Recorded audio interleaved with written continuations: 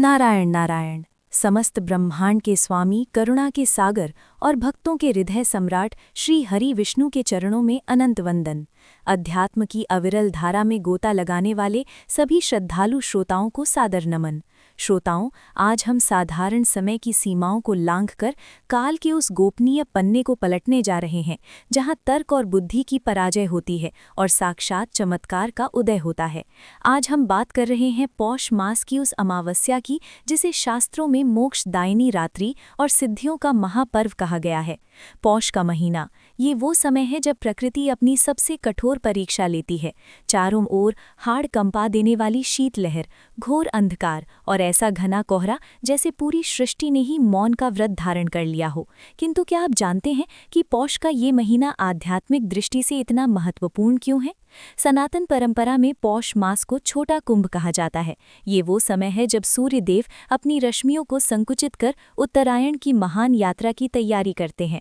इस महीने की अमावस्या मात्र एक तिथि नहीं है, ये एक ऐसा आध्यात्मिक द्वार है जहाँ से हमारे पितर, हमारे पूर्वज सूक्ष्म रूप में स्वर्ग लोक से पृथ्वी की ओर निहारते हैं। वे प्रतीक्षा करते हैं अपने वंशजों की कि कोई उनके नाम का एक दीपक जलाएगा, कोई उनके निमित्त एक बूंद जल तर्पण करेगा। आज की ये कथा कल्पना की उपज नहीं है, बल्कि ये उस विश्वास की साक्षात गवाही है जिसने सदियों से भक्तों को संभाला है। ये कथा है उस वृद्धा देवकी की, जिसका संसार उजड़ चुका था, जिसकी आंखों की ज्योति मंद पड़ चुकी थी, पर जिसके अंतर मन में नारायण नाम की अखंड ज्योति प्रज्वलित थी। एक ऐसी वृद्धा जिसे समाज ने त्याग दिया था, जिसे नियति ने ठुकरा दिया था, पर जिसने अपने ईश्वर का हाथ कभी नहीं छोड़ा। कल्पना कीजिए उस रात की, जब कड़ाके की ठंड में पानी भी पत्थर बन जाए, जब खूंखार जंगली जानवर भी गुफाओं से बाहर निकलने का साहस न जुटा पाएं। तब एक निर्बल बुढ़िया अपनी लाठी के सहारे मीलों लंबे जंगल को पार करने निकल पड़ती है। क्यों? क्योंकि उसे अपने पितरों को तृप्त करना था, क्योंकि उसे अपने खोए हुए पुत्र की शांति के लिए संगम की पुकार सुनाई दे रही थी।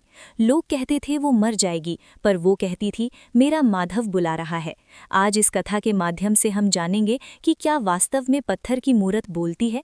क्या वास्तव में वो परम सत्ता किसी के लिए मशाल लेकर जंगल में उतर सकती है? क्या एक साधारण से जल के अर्घ में इतनी शक्ति होती है कि वो मरे हुए पुत्र को वापस ला सके? श्रोताओं, कथा शुरू करने से पहले अपने हृदय को शांत कर लें, अपने भीतर के शोर को थाम लें, महसूस करें कि आप भी उस बर्फीली रात के साक्षात गवाह हैं।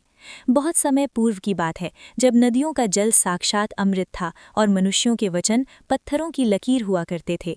पावन गंगा की लहरों के साए में बसा एक छोटा सा गांव था भक्तिपुर। उस गांव के अंतिम छोर पर एक ऐसी कुटिया थी जिसे समय ने भुला दिया था। उस कुटिया में देवकी नाम की एक वृद्ध महिला अपने जीवन के शेष दिन काट रही थी। देवकी का जीवन कोई साधारण जीवन नहीं था, वो तो वेदना और विश्वास की एक ऐसी महागाथा थी जिसे सुनकर कठोर से कठोर पत्थर भी पिघल जाए। उसने अपनी युवावस्था में ही अपने पति को एक असाध्य रोग में खो दिया था। उसका एकमात्र सहारा उसका पुत्र माधव, जिसे उसने भगवान की अनवरत तपस्या और मन्नत के बाद पाया था, आज से 30 वर्ष पूर्व पौष अमावस्या के ही दिन संगम की एक प्रलयंकारी बाढ़ में उसकी आंखों के सामने लहरों की भेंट चढ़ गया था। गांव के लोग उसे अभागिन और शापित कहकर पुकारते थे। लोग कहते थे कि इसके स्पर्श से भाग्य सो जाता है, पर देवकी के हृदय में एक दिव्य अलख जलती थी। वो हर रोज अपनी जर्जर कुटिया के बाहर एक छोटा सा मिट्टी का दिया जलाती और अनंत आकाश की ओर अपनी धुंधली आंखों से कहती, हे केशव, तूने मेरा सब कुछ ले लिया, पर अपना साथ मत छीनना। मेरा माधव तेरी शरण में है और मेरा मन कहता है कि तू उसे एक दिन मुझसे अवश्य मिलाएगा।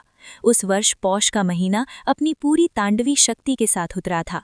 ठंड ऐसी थी कि हवाएं भी जमने का आभास दे रही थीं। कोहरे की चादर इतनी घनी थी कि सूरज की किरणें भी धरती तक पहुंचने का साहस न जुटा पा रही थीं। पौष अमावस्या की पावन तिथि निकट आ गई। देवकी का अडिग नियम था कि वो प्रत्येक अमावस्या पर संगम तट पर जाकर स्नान करेगी और अपने पितरों एवं अपने विछड़े हुए पुत्र के नाम पर जल का तर्पण और दीपदान करेगी। गांव के मुखिया ने जब उसे मार्ग में लाठी टेकते हुए देखा तो अट्टहास करते हुए बोला, अरे ओ पगली देवकी, तेरी हड्डियां इस ठंड में कांच की तरह चटक जाएंगी। क्यों यमराज को न्योता देने जा रही है? देवकी ने शांत होकर उत्तर दिया, मुखिया जी, मृत्यु तो घर के बंद कमरों में भी आ सकती है, पर यदि आज मैंने अपने पूर्वजों को जल नहीं दिया तो वे परलोक के द्वार पर प्यासे तड़पेंगे। मेरा विश्वास ही मेरा वस्त्र है और प्रभु का नाम ही मेरी ऊष्मा है। अमावस्या की वो घोर अंधेरी और बर्फीली रात आई। रात के 2 बजे जब सारा संसार निद्रा के वशीभूत था, देवकी उठी। शरीर ठंड से कांप रहा था, पर उसकी आत्मा में संगम की पुकार गूंज रही थी। उसने अपनी जर्जर कंबली शरीर पर लपेटी, अपनी पुरानी लाठी उठाई और नारायण नारायण का अखंड जाप करते हुए अपनी कुटिया की दहलीज लांघ दी। गांव की सीमा लांघते ही वो निर्जन और भयानक जंगल प्रारंभ हो गया, जहां दिन के उजाले में भी शूरवीर जाने से कतराते थे। बर्फीली हवा के प्रचंड झोंकों ने उसे कई बार जमीन पर पटक दिया। एक बार तो वो एक शिलाखंड से टकराकर गिरी और उसके मस्तक से रक्त बह निकला। उसने सिसकते हुए कहा, हे द्वारकाधीश, ये रक्त तो आपके चरणों का अर्घ्य है। जंगल के भीतर से डरावनी आवाजें आ रही थीं। अचानक एक विशालकाय काले भेड़िए ने देवकी का मार्ग अवरुद्ध कर दिया। उसकी आंखें अंधकार में जलते हुए अंगारों की तरह चमक रही थीं। देवकी ने अपनी आंखें मूंद ली और पुकारा, हे त्रिलोकीनाथ, लाज बचा लो माधव। उसी क्षण उस घोर अंधकार के बीच एक ऐसी अलौकिक किरण फूटी जैसे करोड़ों सूर्य एक साथ उदित हो गए हों। उस प्रकाश के पुंज के मध्य से एक नन्हा सा बालक प्रकट हुआ। सांवला सलोना रंग, माथे पर मोरपंख और हाथों में एक छोटी सी दमकती मशाल। बालक ने लाड से देवकी का हाथ पकड़ा और कहा, अम्मा, इतनी जल्दी हार मान ली? अभी तो संगम बस कुछ ही पलों की दूरी पर है। लाओ अपना हाथ मुझे दे दो। देवकी ने विस्मय से पूछा, बेटा, तू इतनी छोटी आयु में इस कालरूपी वन में क्या कर रहा है? बालक खिलखिलाकर हंसा और बोला, अम्मा, मैं कभी रास्ता नहीं भटकता, मैं तो स्वयं रास्ता हूँ। चलो, डरो मत। जैसे ही देवकी ने उस बालक के कोमल हाथ को स्पर्श किया, एक महान चमत्कार घटित हुआ। उसके शरीर का सारा कंपन थम गया और उसके घाव भर गए। मार्ग में वो बालक देवकी को भगवान की दिव्य लीलाएं सुनाने लगा। बालक ने कहा, दादी, भगवान तो प्रेम के भूखे हैं, वे वैभव से नहीं भाव से बंधते हैं। चलते चलते संगम का पावन तट दिखाई देने लगा। बालक ने कहा, अम्मा, तुम जाओ और निश्चिंत होकर स्नान करो, मैं तुम्हारे पितरों के लिए यहाँ दीप सजाता हूँ। देवकी ने जैसे ही जल में प्रवेश किया, उसे वो जल बर्फीला नहीं बल्कि अमृत जैसा गुनगुना महसूस हुआ। उसने अपने पूर्वजों का तर्पण किया। जैसे ही उसने अपने बिछड़े हुए पुत्र माधव का नाम लेकर अंतिम जल अंजलि छोड़ी, उसे जल के भीतर साक्षात नारायण के दर्शन हुए। जब वो स्नान करके बाहर निकली तो वो बालक वहाँ नहीं था, लेकिन जहाँ वो मशाल लेकर खड़ा था, वहाँ एक दिव्य स्वर्ण थाली रखी थी और एक पत्र था जिस पर लिखा था, तुम्हारी अटूट श्रद्धा ने विधि के विधान को बदल दिया है। तुम्हारा माधव तुम्हारे द्वार पर खड़ा है। देवकी पागलों की तरह उस बालक को पुकारने लगी। तभी आकाशवाणी हुई, हे भक्त, उस बालक के रूप में मैं ही तेरी लाठी थामे था। जा, तेरा पुत्र लौट आया है। देवकी जब अपनी कुटिया के पास पहुंची तो उसने देखा कि वहां उसके द्वार पर एक तेजस्वी युवक खड़ा था। जैसे ही उनकी नजरें मिली, युवक चिल्लाया, माँ, मैं आ गया माँ। वो उसका वही पुत्र माधव था। देवकी समझ गई कि वो सांवला बालक स्वयं बांके बिहारी थे। उस दिन के बाद देवकी के जीवन के सारे अंधकार समाप्त हो गए। मेरे परम प्रिय श्रोताओं, देवकी की ये महागाथा मात्र एक कहानी नहीं है, ये विश्वास का वो महादर्शन है जो मृत्यु पर विजय प्राप्त करवाता है। पौष अमावस्या का ये पावन दिन हमें ये याद दिलाने आता है कि चाहे आपके जीवन में दुखों का कितना ही घना कोहरा क्यों ना हो, अगर हृदय में नारायण नाम की अखंड मशाल जल रही है तो स्वयं भगवान को आपकी लाठी बनना पड़ता है। आज के इस पवित्र दिन पर किया गया तिल का दान, अन्न का दान और गर्म वस्त्रों का दान साक्षात श्री हरि को प्राप्त होता है। अपने पितरों का स्मरण करें और संकल्प लें कि आप भी किसी के जीवन के अंधकार में एक छोटी सी मशाल बनेंगे। विश्वास रखें, इस अमावस्या की रात्रि आपके जीवन के भी हर क्लेश को हर लेगी और आपके घर में सुख, शांति और मोक्ष का प्रकाश भर देगी। नारायण नारायण। भगवान श्री हरि और माता महालक्ष्मी की कृपा आप पर और आपके संपूर्ण कुल पर सदैव बनी रहे। जय श्री कृष्ण। यहाँ देवकी की वो फटी हुई कमली, वो टूटी हुई लाठी और वो बर्फीली रात, क्या ये हमारे जीवन के संघर्षों का प्रतीक नहीं है?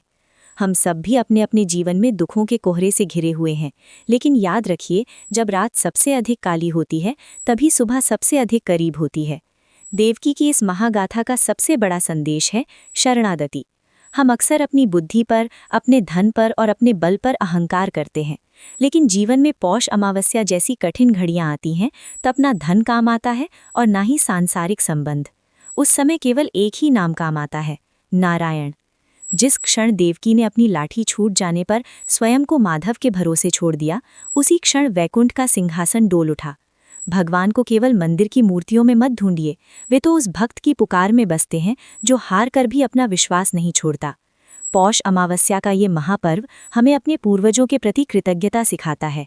वे पितर जिन्होंने हमें ये जीवन दिया, ये कुल दिया, वे सूक्ष्म रूप में आज भी हमें आशीर्वाद देने की प्रतीक्षा कर रहे हैं। आज के दिन किया गया तर्पण केवल जल की अंजलि नहीं है, बल्कि वो हमारे उन पूर्वजों के प्रति प्रेम का सेतु है जो परलोक से धार चुके हैं।